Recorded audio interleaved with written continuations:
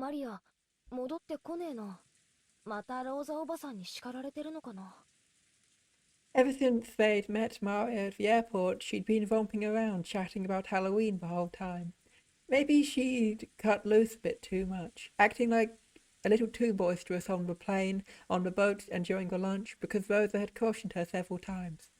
At first, I think times like that Aunt Rosa tended not to scold her much in front of people. More often she would take Mario aside to scold her alone. So since Maria had been called off somewhere, they figured she must be getting scolded. When they looked at the clock, they realized it was almost 6 a.m. Of course, or 6 p.m., who knows. They couldn't imagine getting scolded after all this time. Maybe it was time for some anime she watched every week to start. She probably hadn't left the mansion's parlor. ひょっとするとバトラ様がお目覚めになって一緒に遊ばれているのかもしれませんね。マリアちゃんにとってバトラ君は新しい友達のような感じだったろうからね。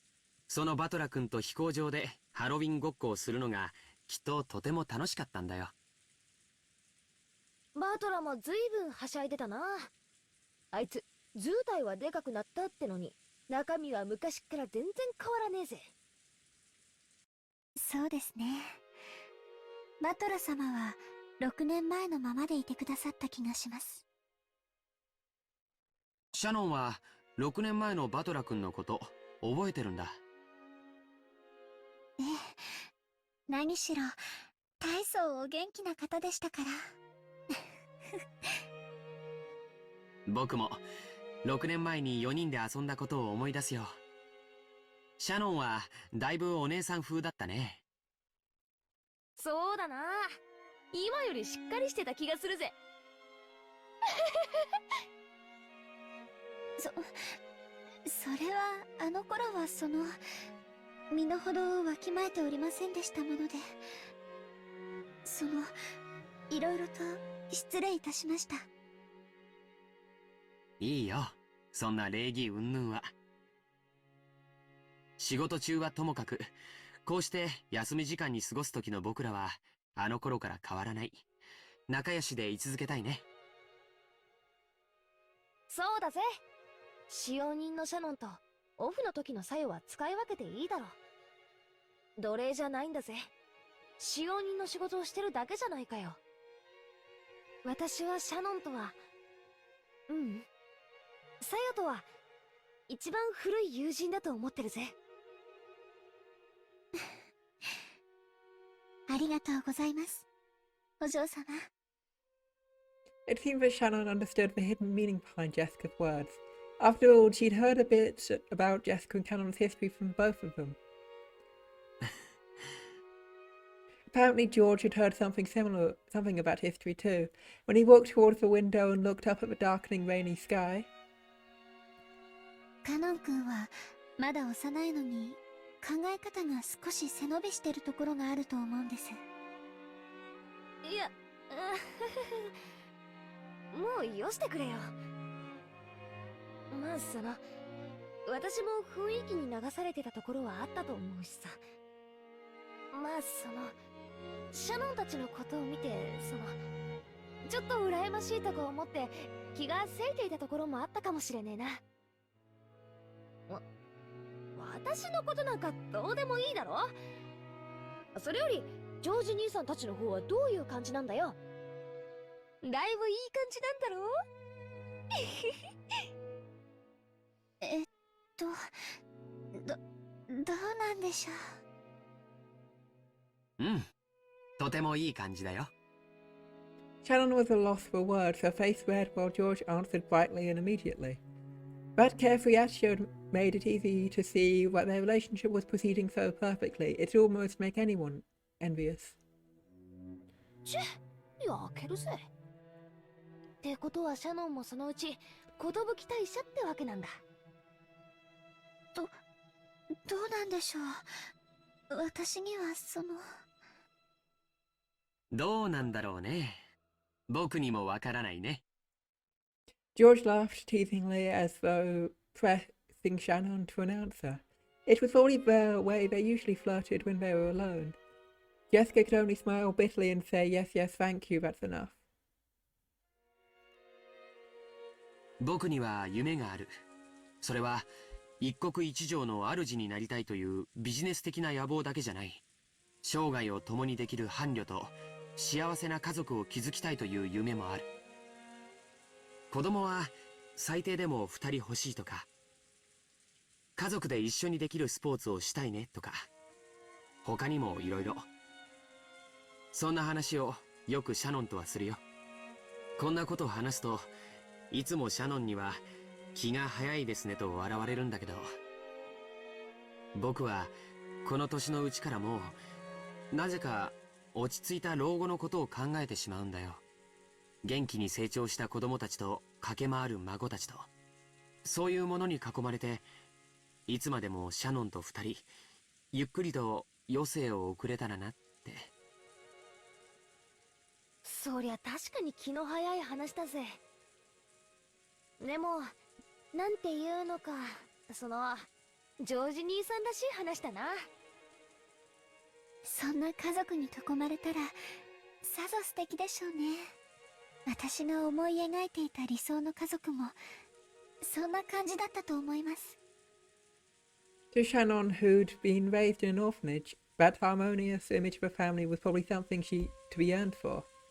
And George, who had made an absolute promise to grant that wish for her, may truly have been a fitting person for her to spend her life with. To Jessica, Shannon was a precious friend. George was surely the one most fit to entrust that friend's future to. まあ水を差すわけじゃねえけど、秀吉おじさんはともかくエヴァおばさんとかどうなわけ？説得は大変じゃないの？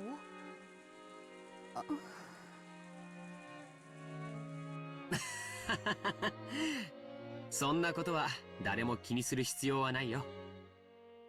僕が誰を伴侶に選ぶかは誰にもはばかられない。シャノンは僕が幸せにする。それに誰の許可が？おお、ジョージ兄さんかっこいいぜ。よくそんな恥ずかしいセリフを堂々と。昔の兄さんはそういうキャラじゃなかったと思ったんだけどな。男子3日会わざれば刮目して待つべしさ。僕だって成長する。シャノンを幸せにするために僕はもっともっと勉強してふさわしい男に成長するつもりだよ。 Maybe even George realised how embarrassing the words coming out of his mouth were. His face turned slightly red and he scratched his head. ジョージさん、大丈夫。母さんは確かにごねるかもしれないけど、僕に任せておけばいい。親族全員に君が僕の伴侶だと認めさせてみせる。すっげえな。シャノンが羨ましいぜ、まったく。そこまで言ってもらえて、恐縮です。っていうかよ、私はお邪魔虫なんじゃないかって気がしてきたぜ。席を外した方がいいか？ As Jessica rose with a forced smile from the bed she'd been sitting on, the phone rang. Before Jessica picked up the receiver, wondering what this could be about, Shannon looked at the clock and jumped. Apparently she'd spent too much time on her break. すみません。私、お勤めの時間を忘れておりました。これで失礼します。 At the same time Jessica picked up the phone, Shannon began dashing out the room. あ、シャノン、またいつもの時間にいつもの場所で。はい。失礼します。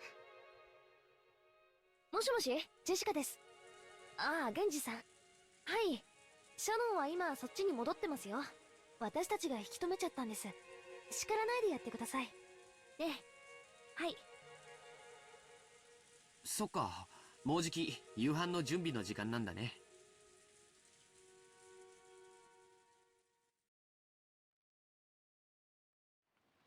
Many plates were lined up on the counter in the kitchen. Preparations for dinner were proceeding steadily. The number of plates lined up there was 19. That was one more than should have been set up for the annual family conference. 納得できません。どうして私が直接お届けに上がってはならないのですか。Goda flared up at Genji, paying no heed to the pot that was spitting steam.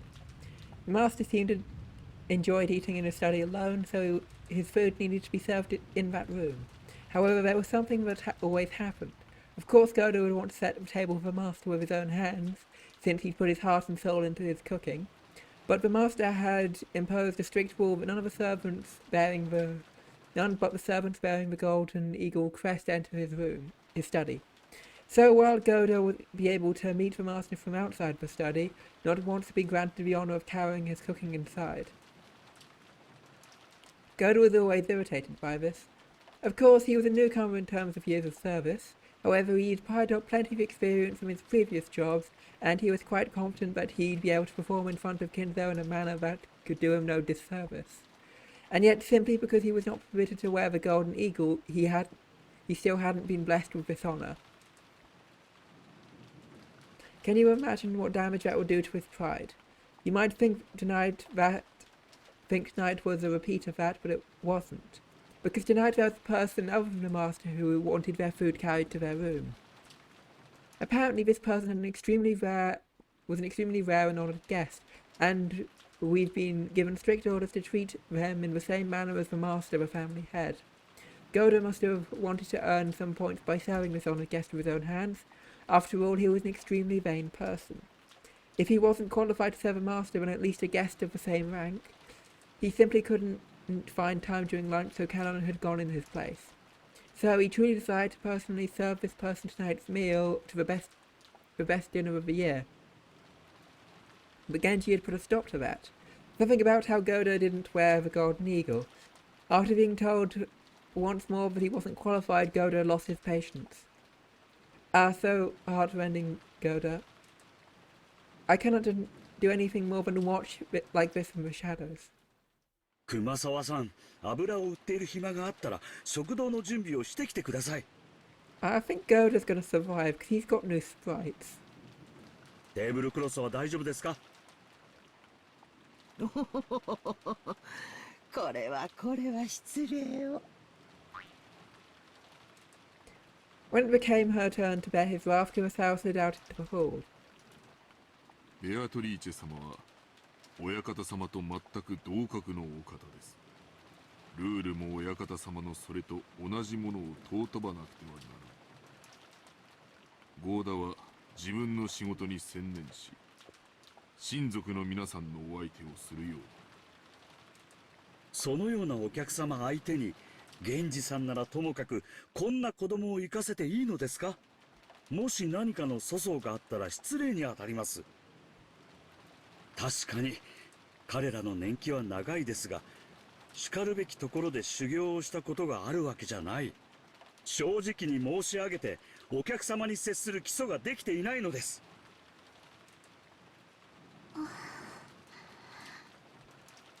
Yoda spoke bluntly, even though Shannon was standing right there in the kitchen. Shannon was the one who Genji had ordered to carry dinner to Beatrice's room. By the ranking system among the servants permitted to wear the golden eagle, Shannon was the second highest in rank. If the highest ranked was Genji, he went to set the table in Kinzo's room, then it fell to Shannon to set the table in Beatrice's room. Goda's pride was always horribly injured by this ranking system. At times like this, he'd speak out bluntly and rudely against Shannon and Canon. Goda kept raising examples of each of Shannon's failures until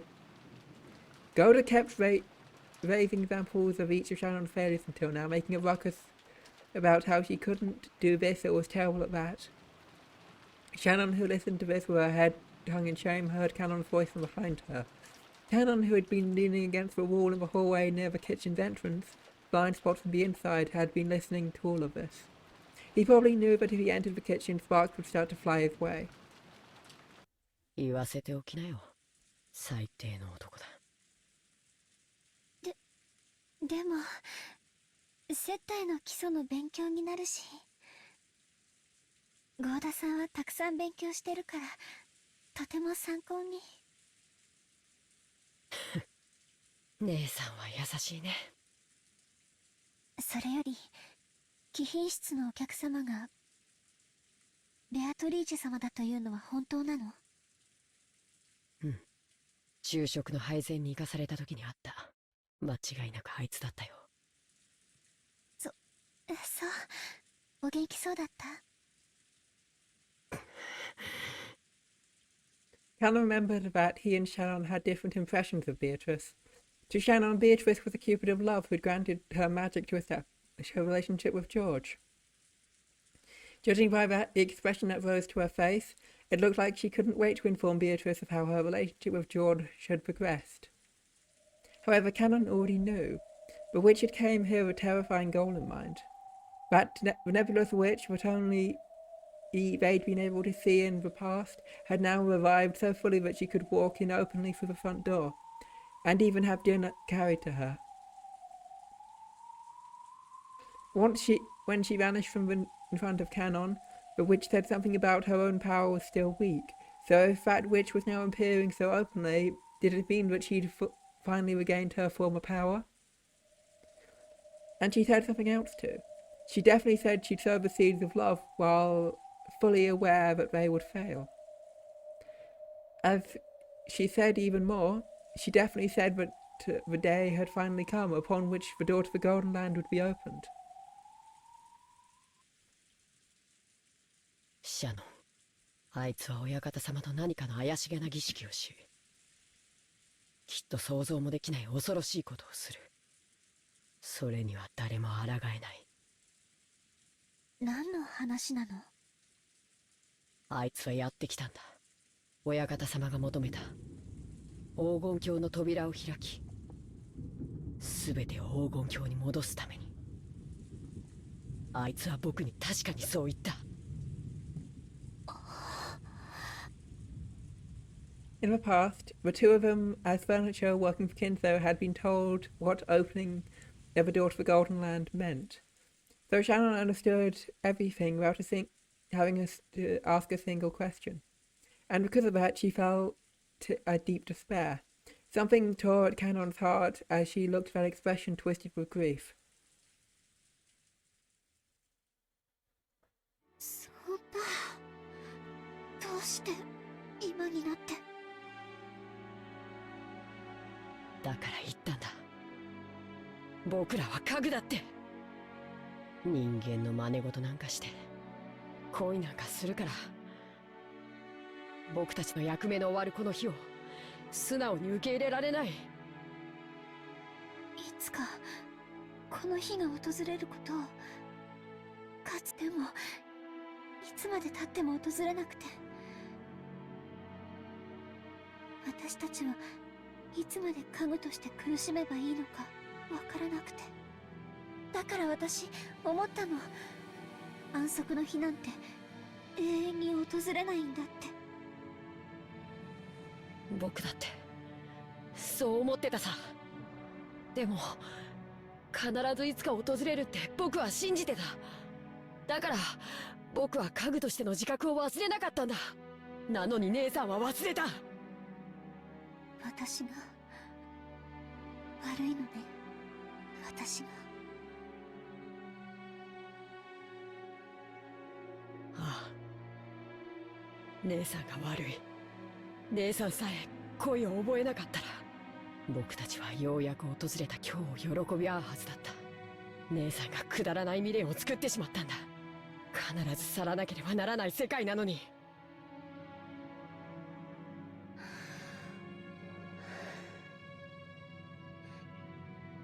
儀式は今夜始まるの？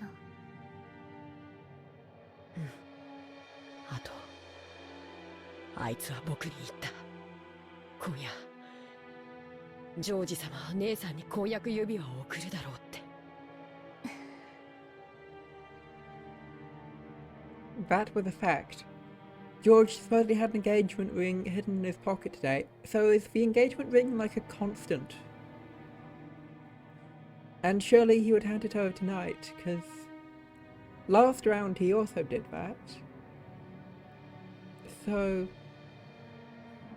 あいつは姉さんとジョージ様を第二の番の生贄に使うつもりで二人の中をくっつけたんだ。わかる？姉さんはあいつにそそのかされた上利用されたんだよ。そうだったの。考えたこともなかったわ。でもあいつは言ったよ。もし今夜その婚約指輪を受け取らなかったなら姉さんを生贄に選ばないと約束した。僕たちが揃って黄金鏡へ行ける確率はとても低いと思う。13人が生贄になる。生き残るのは5人だけ。その中に僕たち2人が入れる確率は本当に低い。でも姉さんだけでもその約束が得られるなら確率はもっと上がる。僕はかけたいんだ。黄金鏡には救いがある。僕たちはそこへたどり着き人間を手に入れるんだ。そして姉さんと2人で人間としての人生を歩みたいんだよ。そうすれば本当の恋だってできるかもしれない。 but she's already found true love, hasn't she? かつての私たちは黄金鏡へ行けることを夢見てたね。そこへ行けばどんな願いでも叶う。私たちをこの苦しみから救ってくれる。そう信じてた。However, in the ceremony, only a few people could be invited to the Golden Land, chosen by fate and chance. Everyone else would lose their life as sacrifice midway through the ceremony.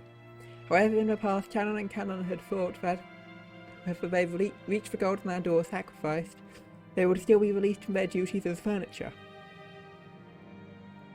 This meant the ceremony would definitely bring a release to furniture like them no matter what happened. 僕は嫌だ。これまでの辛かった分を姉さんと取り戻したい。生贄なんてごめんだ。僕と姉さんは生き残る。そして二人で黄金鏡へたどり着く。だから姉さんを第二の番の生贄になんかさせない。頼むよ姉さん。あの男の指輪を受け取らないで。それを受け取らなければあいつは姉さんを生贄には選ばないと約束してくれた。それはできないよ。今夜の指輪はとても特別なもの。それを受け取らないことは私の心が許さない。Cannon still does have one option to stop this, though. If I'm right about this, if he confess to Jessica, he might be able to compete with Shannon and George and go to 50-50. 姉さん。 We also know that, like, the married couples are also an option, but I guess this is supposed to swing it that Shannon and George are like 90% chance already. 儀式の生贄は魔女が気まぐれに決めることになってる。 Wait, no they're not!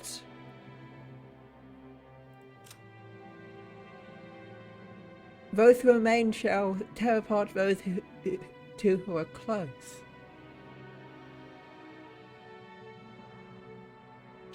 It's not the witch's whims, it's everyone else's. Wait, in the first round, the group of people effectively drove out Eva and Hideyoshi to their room, which meant that they died, which I guess could be choosing the sacrifices. Now, the only way that this can also be true is if the witch is part of the sacrifice, is part of the participants on the list, which means we can kill her. その魔女が姉さんだけは見逃すと約束してくれたんだよ。姉さんだけは絶対に黄金鏡へ行けるんだ。私だけ？カノン君は？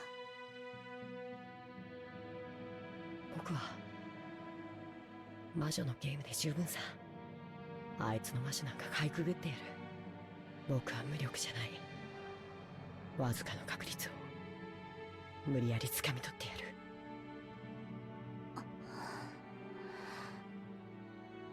僕たちのせいなんて所詮は仮初めじゃないか。本当の人生を始めるために僕たちは黄金鏡へたどり着こう。そして人間を手に入れよう。そうしたらさ、僕も姉さんみたいに恋が知れるかな。もう家具だからって人を泣かせずに済むかな。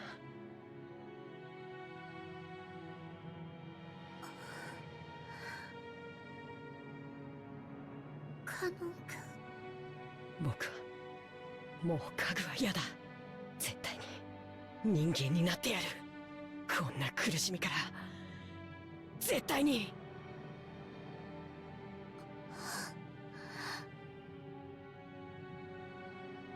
There were tears in Canon's eyes. By now, Canon had noticed. Shannon hadn't been the only one to know and suffer from the taste of love. He had too. The tears Jessica had shown him that day, Jessica's pitiful face as she tried to smooth things over and stay bright ever since then, had slowly brought some kind of change on Canon's heart without him knowing.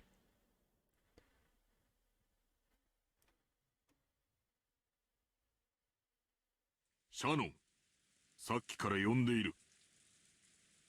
Shannon jumped at the sudden sound of Genji's voice. Apparently he had called for her repeatedly. She hurriedly answered. When she turned back, Canon had disappeared. It seemed he didn't feel like showing his tears to anybody. はい。ぼんやりしていてすみません。昼食はカノンに頼んだが、本来は私の次の序列のお前が運ぶべきものだ。ベアトリーチェ様は当家の最高の賓客だ。それ以上の賓客はいない。もう一人の親方様と思い、丁重に頼む。よろしいですか。くれぐれも粗相のないようにお願いしますよ。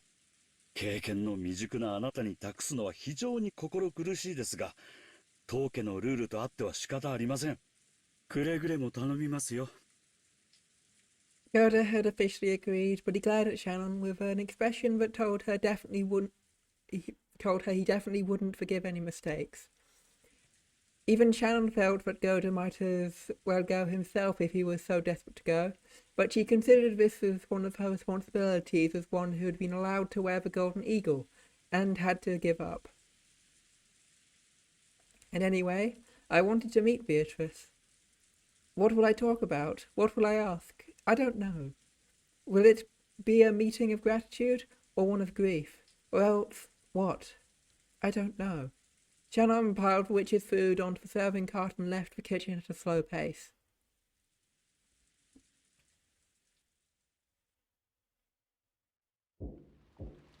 The person knocking was Kraus. お父さん、今日は年に一度の親族会議です。お父さんを一目見ようと兄弟が揃ったのではありませんか。黙れ。出ぬと言っている。源氏、そこにいるのであろう。なぜ私の指示した通りに食事をここへ運ばせんのか。Kinzo screamed across the door. Genji was waiting behind Kraus. お食事は書斎へ運べるよう準備しております。ただ、クラウス様が今夜はどうか下へ降りていただきたいと。お父さん、毎日とは言いません。せめて今夜だけでも家族で揃ってはくれませんか。誰が家族か。貴様はいつから生き倒れを待つハゲタカたちを家族と呼ぶようになったのか。腐りて湧き出すウジ虫を家族と呼ぶようになったのか。やれやれ。Kraus shrugged at his answer, which he had half expected. 源氏、言われた通りに食事をここへ運べ。なぜ言うことを聞かぬ。なぜ源氏さん、後を頼みます。もうあの人に私の声は届かんね。Ralph gave his head a small shake and then quickly turned his back on the door to the study. He had only come crawling to save face in front of his siblings, knowing full well how useless this was. After Genji watched Kraus disappear downstairs, he called again across the door. 親方様、お食事を運ぶ準備はできております。南條先生の分はいかがいたしますか? Nanjo could be seen in the study. Because Kinzo had forcibly pestered him into finishing their long-lasting chess game, they had been playing chess against each other since early evening. Nanjo had announced as a doctor that Kinzo's days were numbered, though he couldn't refuse if Kinzo demanded they finish this game while he still lived. Kinzo was thinking deeply about his move, concentrating more than usual. It had been Kinzo's turn for quite some time now, and Nanjo, who was tired of waiting, had randomly pulled out a book on magic that he couldn't understand and was skimming it. 金蔵さん、盤面を前に腕を組むだけではいい一手は出ませんぞ。一つ休憩をして頭をリフレッシュしてみるのもいいのではありませんかな。黙れ。守りはこれで十分か。ビショップやナイトに隙間を突かれはしないか。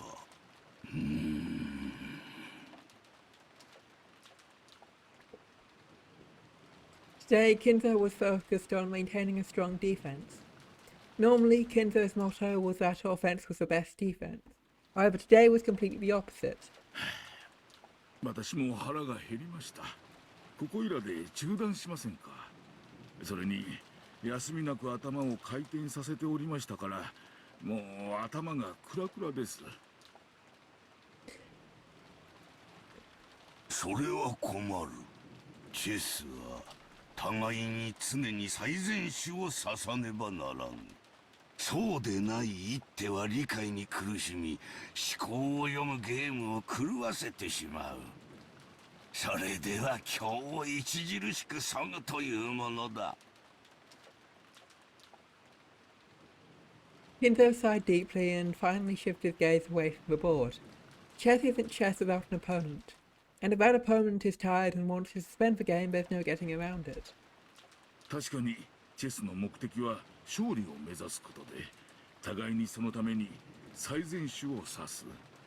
そしてそれを読み合う知的ゲームです。ですが、勝利以外にもう一つ目的があることを金蔵さんはお忘れではありませんかな。なんだと？勝利以外にどんな目的があるというのか。金蔵さんがそんなこともお忘れとは。チェスを通しですぞ。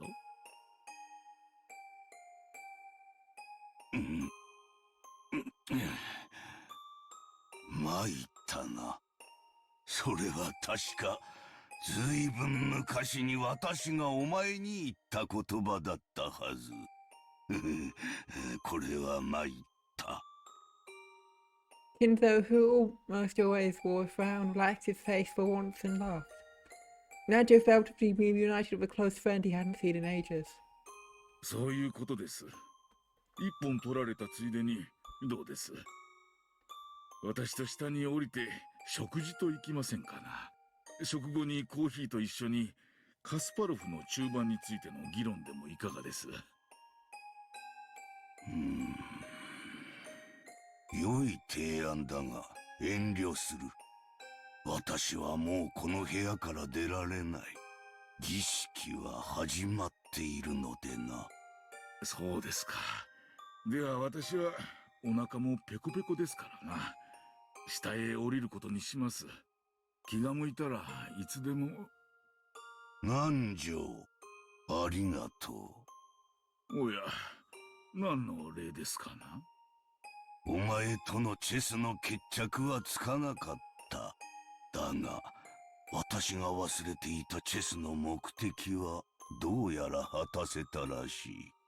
それはどうもチェックメイトと同じくらい重要なものであったらしい。らしくもない。何の干渉ですかな。お前が言ったのではないか。私には余命がないと。もう行け。そしてもうこの部屋へ来るな。続きは黄金鏡であろう。いいですが、仕切り直しですぞ。ルークが落ちてしまったのは痛手ですのでな。それでは後ほど。ああ、後ほどな。黄金鏡か煉獄か、あるいは次の世で。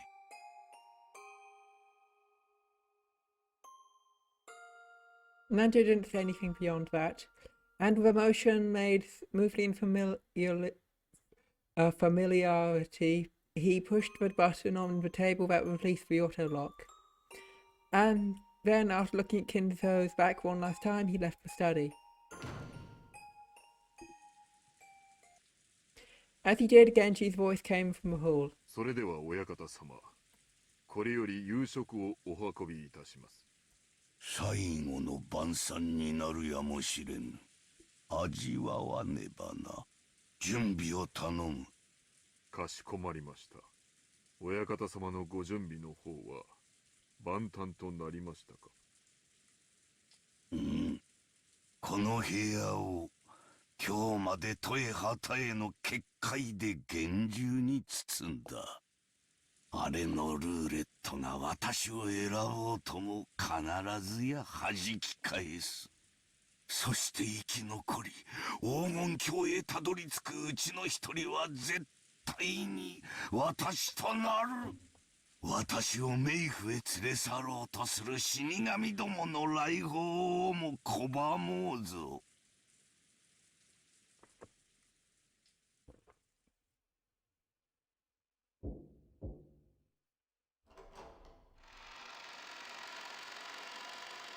失礼します。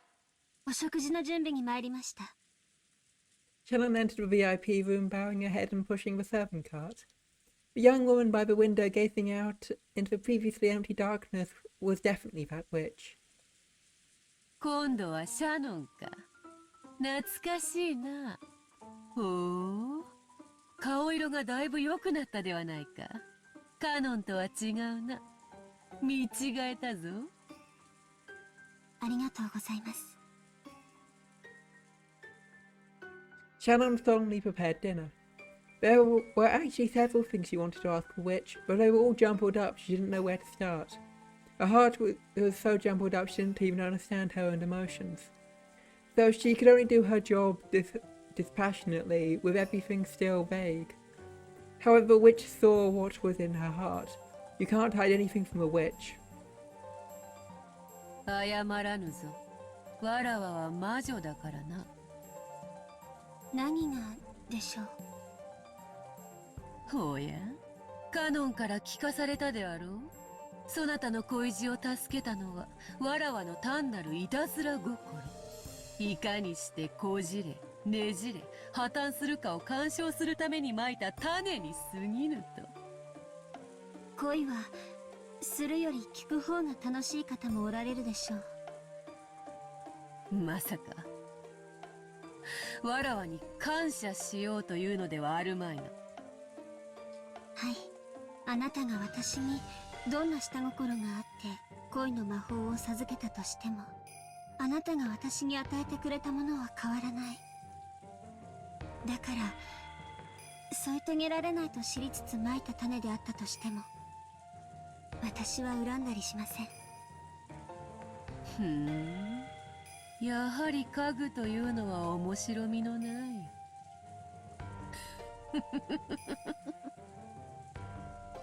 それを面白く調理するのがわらわの腕の見せ所よの。私にベアトリーチェ様のお考えは分かりません。あなたは私たちなど足元にも及ばない大魔女で、その遠大な資料など想像するにも至りません。でも一つだけ言えることがある。なんだ。私に人間を教えてくれてありがとう。あなたが言った。私はもう家具じゃない。黙れ家具。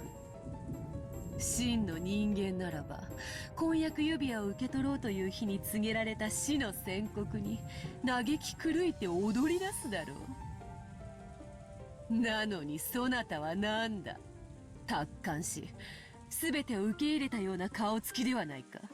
実に拍子抜けだぞ家具。いいえ、私は家具じゃない。黙れ家具。黙りません。家具ではありませんから。わらわの命令が聞けぬというか。家具なら命令に従います。でも人間は命令に従うかどうかを自分で決めます。だから私はあなたの命令に従わない。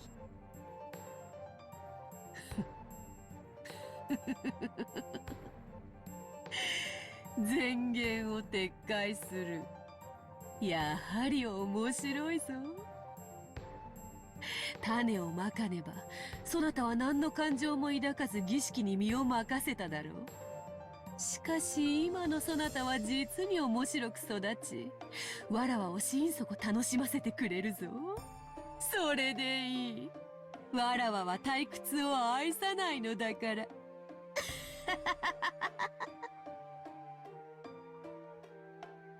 お夕食の準備が整いました。どうぞ。うん、なかなかうまそうではないか。ゴーダが黄金鏡へたどり着くことがあればわらわの料理長に任命してやってもよかろう。カノン君に聞きました。私にジョージさんの婚約を断らせれば私を生贄にしないなんて約束をしたとか。うん、したぞ。そなたは第二の晩にうってつけの生贄候補だったのだがな。カノンがそれを許せと泣いて叫ぶので寛大に聞き入れてやったのよ。そなたが婚約を破棄すればとの条件付きでな。わらわのなんと寛大なことよ。なんてバカな条件。そしてなんてバカな脅迫。そんなものでカノン君をいじめ抜いたというの。ほう、わかるのか。Apparently Shannon had seen through it. She apparently guessed about how the witch had bullied and humiliated Canon with that horrible promise of bait. 絨毯に這いつくばらせわらわの靴にキスをさせてやったぞ。それだけではない。他にどのような恥ずかしめを与えたか聞きたいか。 Shannon silently shook her head. あなたという人を私はようやく理解しました。あなたは人をいじめ、惑わせ、困らせて、それを楽しみ、糧にしている。だからあなたに抵抗する唯一の方法がこれであると確信した。なんだ。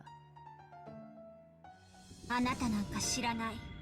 私は私に与えられた運命を全うする。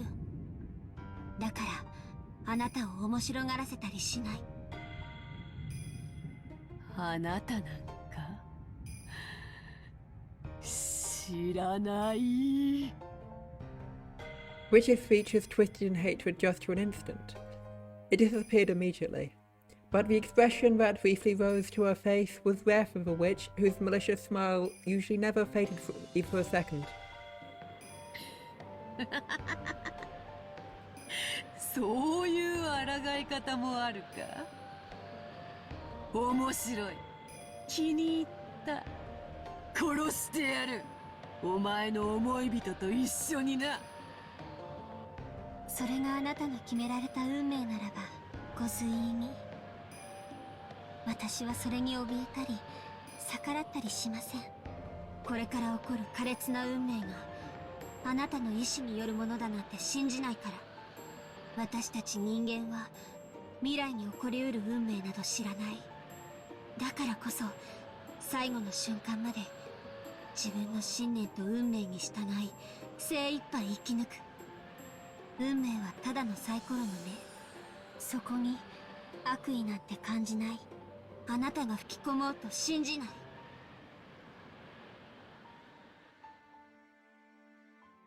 ほう、家具をやめたくせに死を恐れぬとはな。それがわらわを退屈させると思っているようだが、それは大きな誤解だぞ。そなたが本当に最後の瞬間までそれを貫けるか、ますます興味が湧いた。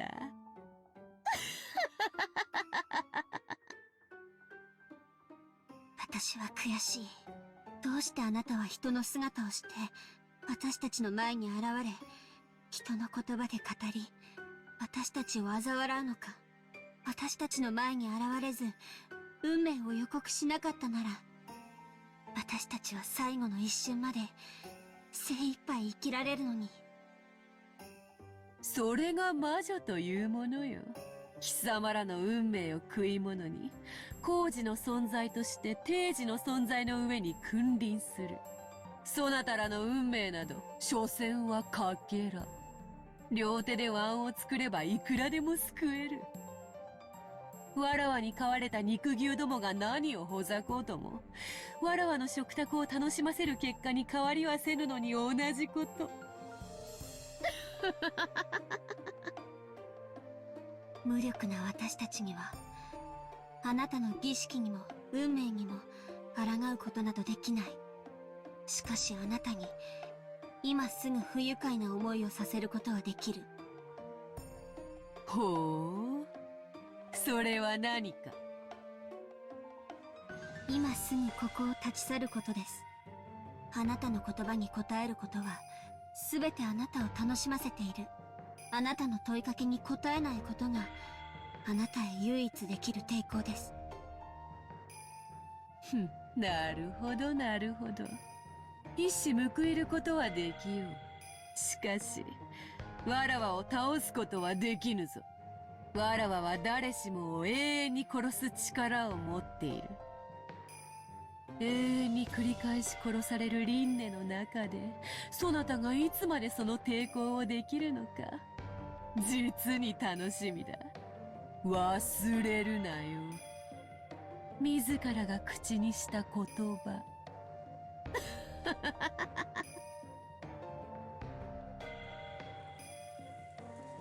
それでは失礼いたします。ご用がありましたらお呼びください。Shannon gave a reserved bow and faced away. With that gesture, maybe she really did take a shot back at the witch, just as Beatrice had said. Because when the witch called out again, sounded little like a more quick-tempered than she had been before. カノンはわらわに感謝したぞ。そなたは感謝せぬのか。安息の日をわらわが与えることを。家具なら安息の日を喜びましょう。ですが私は人間ですので、だからあなたに感謝することはありません。ご用はそれだけですか？ジョージから指輪をもらうつもりであろう。受け取れば、わらわがカノンと交わしたそなたを生贄に選ばないという約束を破棄すること、忘れる。まだご用があるなら他のものを来させますので、それでは失礼いたします。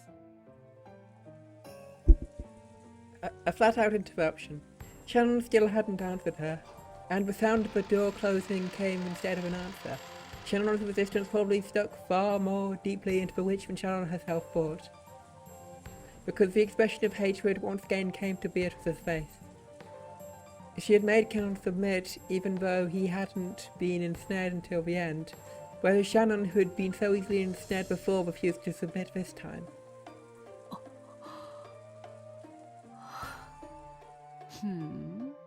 やはりこれは面白いことではないか。わらわもまだまだ若いか。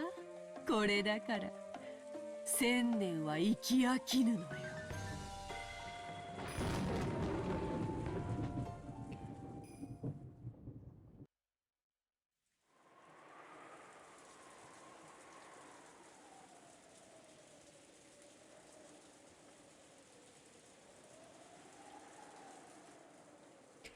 This was the most fabulous part of the family conference, dinner. In the past, when Kinzo had been serious about the conference, he'd taken everyone's yearly gathering for dinner very seriously. Because anything embarrassing that occurred during the dinner would be the deepest shame for him as the host. He had given Natsui stern orders to avoid embarrassment at all costs. Because of that, she and Kraus eventually hired Goda, who had confidence in his cooking abilities. Thanks to that, they became able to serve wonderful dinners they could be confident in. But by that time, Kinzo had closed himself in his study and never appeared for dinner. Maybe you could call that ironic. When the main dish for tonight, carved steak, was set out, Goda began to describe it proudly, further stimulating everyone's appetites.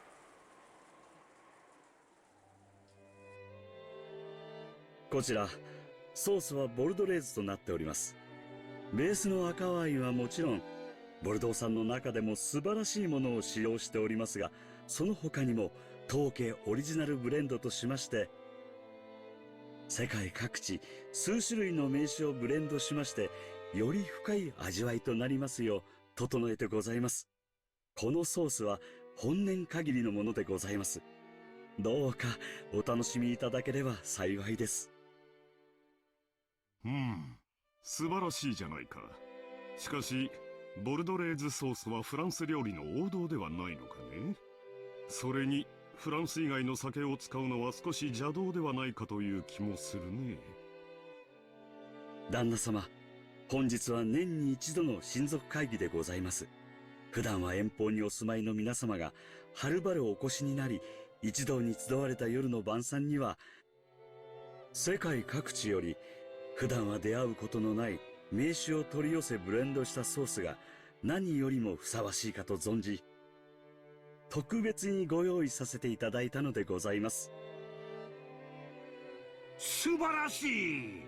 本当に素晴らしい料理人や。あんたは能楽が加わると料理も薬も効果は2倍になるっちゅうわけやな。元の料理のうまさも2倍、さらに能楽で2倍、味の倍々ゲームや。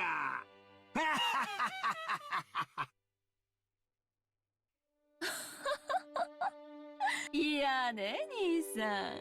その質問、読まれてたんじゃないの？違いねえな。まんまと美味しいところをゴーダさんに持ってかれちまったぜ。そうかね。今日の料理をフランス風だと気づいていない者もいるんじゃないかと思ってね。エヴァは先ほどバターを使わないのが美徳と言ったが、それはスペイン風だ。確かに国境を接してはいるがね。そういう意味で言ったんじゃないわよ。話の一部分だけ抜き出して勝手に加工しないでくれるかしら。とっても美味しいソースね。ゴーダさんは本当に素晴らしいわ。お褒めに預かり大変光栄です。これもすべて奥様の日頃のご指導のおかげでございます。いえ、すべてゴーダのアイディアです。私はレシピを聞き承認しただけです。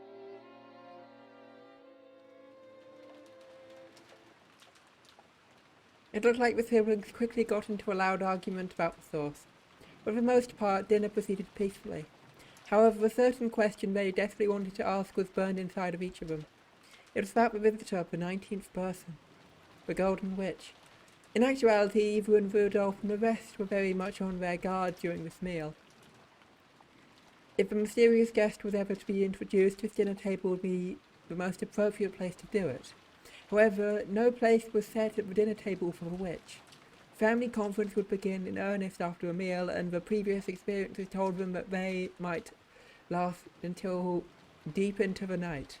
However, they couldn't imagine why such a person should be kept hidden up until that late, if they were going to be introduced in the end anyway.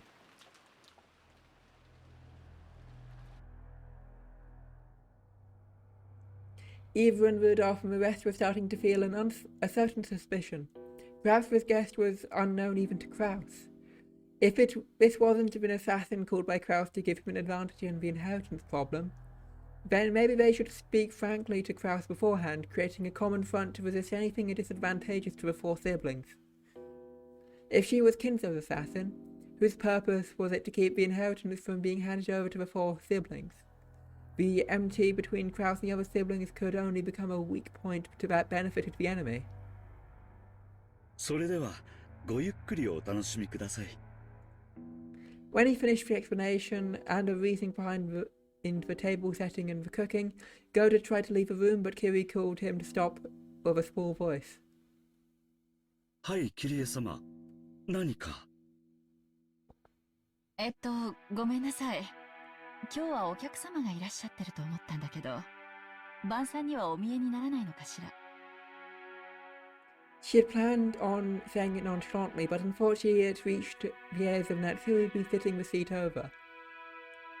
It seemed that Natsuri had heard even though the guests are here, why hasn't the host come to the dinner? In other words, that Kiri was asking whether Kinzo was joining them for the dinner. 当主様は体調が優れられませんので、お部屋で食事をとると仰せです。主人が初めにそう説明いたしましたが、何か。ごめんなさい。そうじゃないの。Natsuri's reaction instantly told Kiri that this unknown visitor was also unknown to Kraus and his wife, which meant, on the chessboard inside Kiri's mind, she could hear the clattering of the pieces as they rearranged themselves. 客? Perhaps they had been sitting next to Natsuri seemed to have heard Kiri's words without misunderstanding them. Thinking this strange that someone else should be invited to the family's conference, he spoke up incredulously. And thanks to that, the uncomfortable feeling building in the siblings' chest suddenly exploded. Everyone looked at Goda at the same time. Judging by their reactions, it was clear that no one here had invited that mystery woman. For instance, Goda was startled to find everyone's gazes gathered on him, but because of his naturally vain personality, it gave him a feeling of superiority. Therefore he answered in an extremely calm and graceful manner. はい。貴賓室でお一人で食事を取られたいとのことで、そちらへお運びしております。That extremely graceful and reasonable response to Goda's made it obvious that everyone but the 19th person, a visitor, existed. 貴賓室？客？何の？誰の話ですか？ Now Natsuri's words echoed the question that everyone who didn't know about the appearance of the Golden Witch was thinking. For a while, Goda was disoriented, caught completely off guard by the sudden interrogation. This was a guest who had been treated with such deep respect. He hadn't imagined that Kraus and his wife might not even know about her. その、ベアトリーチェ様でございます。ベアトリーチェ！ほらほら！ Maria had been telling the other cousins over and over again that she had met Beatrice that day. The cousins had answered flippantly, but they hadn't believed. So their eyes grew wide. すまねえ。俺はてっきりマリアの冗談だと思ってたぜ。本当にいたんだな。ベアトリーチェって、あの黄金のベアトリーチェなのかよ。マ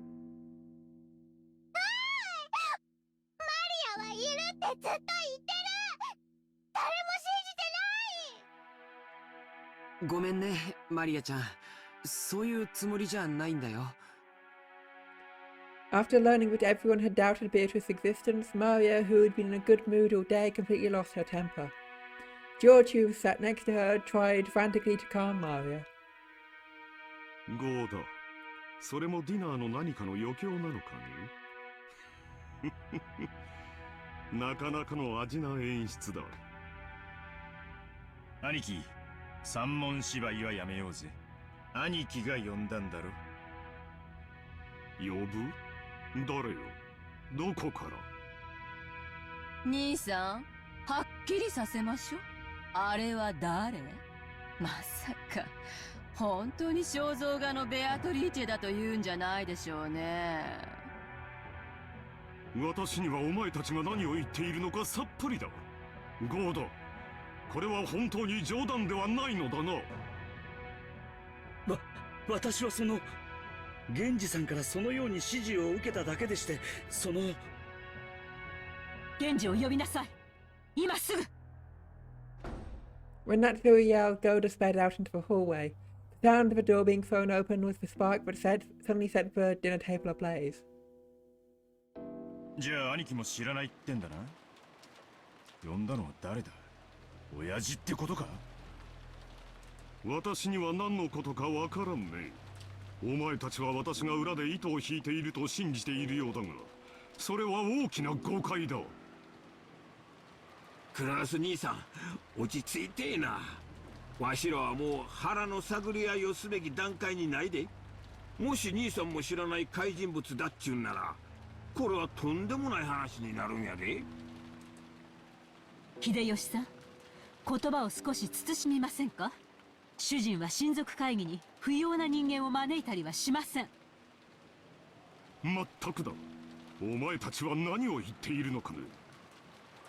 肖像画の魔女が額縁を抜け出して現れたとでも言うのかね。実際にその魔女様に会ったという人間がいるわけでもなかろうが。私、あったわ。Even Rudolph nodded at Rosa's proclamation. マリアもあった。クラスおじさん信じて。ママを信じて。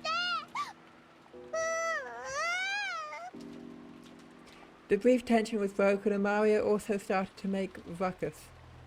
By now the room was thoroughly wrapped in chaos. 何が何だかさっぱりだぜ。つまりなんだ？じい様に黄金を授けた魔女様が今年の親族会議にはスペシャルゲストとして登場ってわけかよ。しかし本当にローザおばさんの見間違いってことじゃねえの？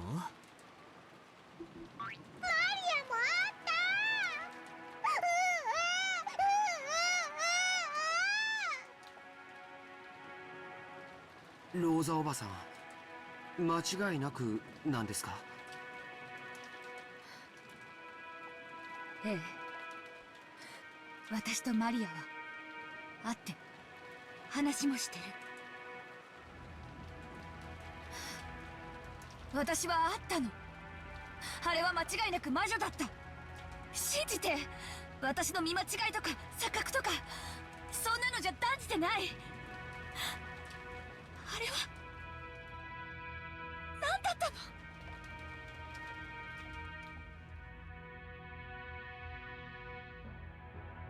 ？In the instant before the typhoon arrived, Rosa definitely met the witch in the rose garden. But the scene had been so hard to accept as truth that the more she spoke of it, the less she understood what she had encountered. Ironically, since she was losing her composure, the more frantically she tried to cling to her claim, the more confused and hazy the thing she was describing became. Because of that, it only took a single calmly spoken sentence to confirm the nature of what she was trying to describe beyond doubt. 私もあったわ。挨拶とはとても言えないけれど、一応言葉も交わしてる。ローザさんの見間違いとかじゃ断じてないわ。キリエさん、それマジかよ。ええ。でも彼女は私に名乗らなかった。だから彼女がベアトリーチェであると断定はできない。でも、主観的で恐縮なんだけど、私は玄関ホールで彼女に会ったから、肖像画と顔を見比べることができた。私は第一印象で、彼女こそがこの肖像画の主に違いないって思ったわ。あくまでも主観よ。そんなことはありえません。第一、その女はどこからやってきたというのですか？今日の船は皆さんの送迎のための便が往復しただけです。その船に乗っていたのですか？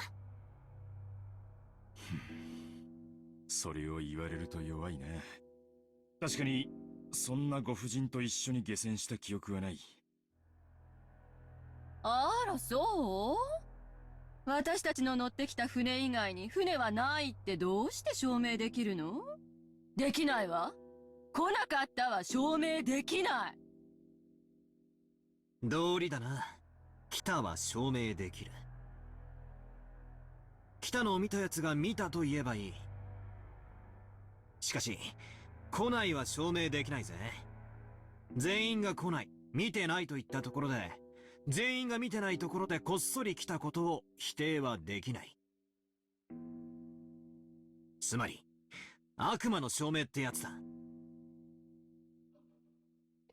It'd be simple to prove that devils exist. All you have to do is meet a devil, but it's impossible to prove that devils don't exist. But just by saying that nobody ever met a devil, you can't deny the possibility that they're hiding away somewhere humans can't go. You can't deny the existence of aliens for exactly the same reason. Until humanity searches the whole of space and can show perfectly that aliens don't exist, we can't be sure that they don't exist. And it's definitely impossible for us to check the entirety of space on the existence of aliens. Therefore, while there may be a number of ways to prove that aliens do exist, it's impossible to show proof that denies their existence. となれば、僕たちが乗ってきた船以外の船で来たかどうかなんて、議論しても無駄な問題ということになるね。僕たちと一緒の船にはいなかった。それだけが事実で、それ以外の方法で、とにかくこの島に訪れたことになる。そうね。どうやって来たかなんて議論の必要はないかもしれない。肝心なのは現にこの屋敷に今いて、私たちと晩餐を共にする気がないという事実よ。整理しよう。今この島には後宮家18人以外にもう一人客がいる。そしてそいつは兄貴も夏日姉さんも知らない客だってんだな。知りません。何の話だかもわかりません。お前は少し黙っていなさい。頭痛に触る。妻の言う通りだ。私にはお前たちが何の話をしているのかさっきからさっぱりだ。じゃあ答えは一つしかないわ。お父様が呼んだのよ。今日の親族会議のために。親族会議に？だから何のために？そんなの知らないわよ。兄さんが知ってたらそれを問い詰めようって思ってたのよ。えわ、予算か。クラス兄さんは知らんと言うとる。つまり話はこうや。お父さんが肖像画の魔女にそっくりの客人をこっそり招いた。それにローザさんが出会い、マリアちゃんが出会い、そしてキリエさんもあった。今はそこまでや。わしらに言いたいことがあるんならとっとと姿を現せばええ。挨拶もなしに引きこもってるっちゅうんはどないなわけなんやってことなんや。親族会議なんか花から関心のない親父が新しい愛人をこっそり呼びつけたってわけか。理想の魔女様のおべべを着せてよ。そう決着するには今日という日は意味を持ちすぎてるぜ。理由は一つしかない。親族会議に加わるためよ。お父様の遺産について何かの権利を主張する気でいるのよ。バカバカしい。当主様に愛人などと汚らわしいものなどおりません。お前は黙っていると言っている。私はこの屋敷でずっと親父殿と過ごしているが、そんな話は聞いたこともない。最大限理解を示したとして、何十年も昔の愛人との間に隠し子がいたとして、それを親父殿が探し出し、今日という日に呼びつけたと、こう言いたいのかね。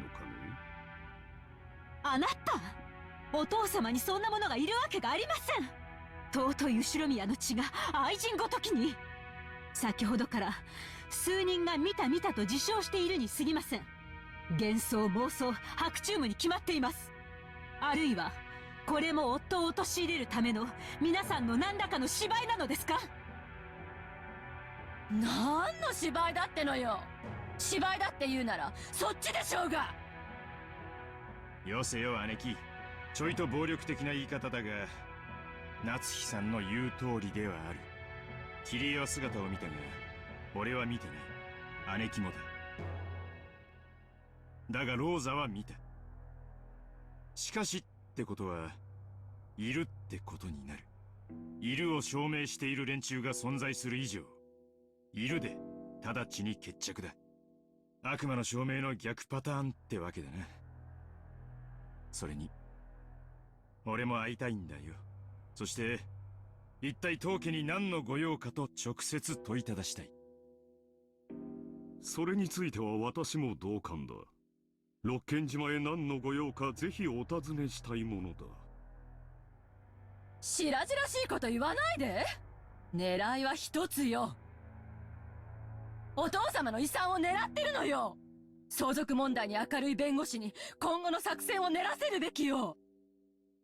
お母様と同格の権利を愛人が主張した場合、私たちの取り分はかっきり半分さらわれることになる。ちょっとみんな待って。源氏さんがもうじき来るわ。彼は何でも知ってる。きっと私たちの疑問に答えてくれるわ。それまでそういう話はなしにしましょう。さあ子供たち、悪いけれど大人はちょっと込み入った話をしないといけないの。ゲストハウスへ戻っていなさい。Mother yelled at the children, slightly overcome with emotion. The children didn't understand why they were suddenly being yelled at this time, but Eva and the rest realized it too late. They were talking so bluntly about the filthy topic of inheritance right in front of the children. Of course, they wouldn't want their children to remain, so they immediately agreed to Rose's plan. そうやな。ローザさんの言う通りや。ジョージ、いとこみんなでゲストハウスに戻ってるんや。いとこ同士仲良く遊ぶんやで。ジョージ、言われた通りになさい。いとこみんなを連れて今すぐ出て行くのよ。ちょっと待ってよ母さん。僕たちはまだ食事も終えていない。デザートもまだ来てない。デザートはゴーダさんにゲストハウスに運ばせます。だから出て行きなさい。ジェシカ、ここから先は大人の話し合いです。行きなさい。わかったよ。まだ食いかけだってのよ。ってことは俺だけ例外ってことはないよな。理解してくれてありがとう、バトラ君。でもあなたラッキーよ。どうして？私も出ていけるなら出ていきたいもん。違いねえぜ。大人は大人で遺産をめぐって楽しい一家団らんをお楽しみくださいってんだ。私も席を外しましょう。どうやら今夜は私の出番はなさそうだ。Nanjo quietly rose to his feet. From his seat from the furthest corner, he had been calmly watching the discussion without butting in. Surely that reaction of his was very adult, but what you'd expect of a calm old gentleman. When Nanjo rose from his seat, it ended up encouraging the others who were supposed to leave. The children noisily rose from their seats and then hurried into the hallway. The servants returned. 遅くなって申し訳ございません。源氏をお呼びいたしました。お屋敷の中の戸締まりの確認に行っておりましたもので、申し訳ございません。さあ子供たちはゲストハウスへ。ゴーダさん、申し訳ないのだけれど子供たちの分のデザートをゲストハウスへ運んでくれるかしら。は、よろしいのですか？ It seemed Gerda wasn't amused to see the dinner he'd worked so hard on interrupted like this. He sent that serial look as though asking her whether that was really okay. ローザさんの言う通りにするように。それから私たちにデザートの配膳は不要です。呼び出しがあるまで食堂には近づかないように。これは他の使用人にも伝えること。いいですね。はい、かしこまりました。さあさあ皆さん、参りましょうかな。マリアさんもこれ以上お母さんを困らせてはいけません。マリ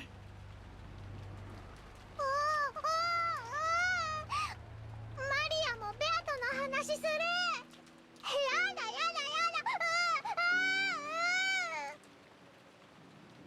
だ。マリアちゃん、僕たちにゲストハウスでベアトリーチェの話を聞かせてくれないかい？ぜひ魔女の話を聞きたいんだね。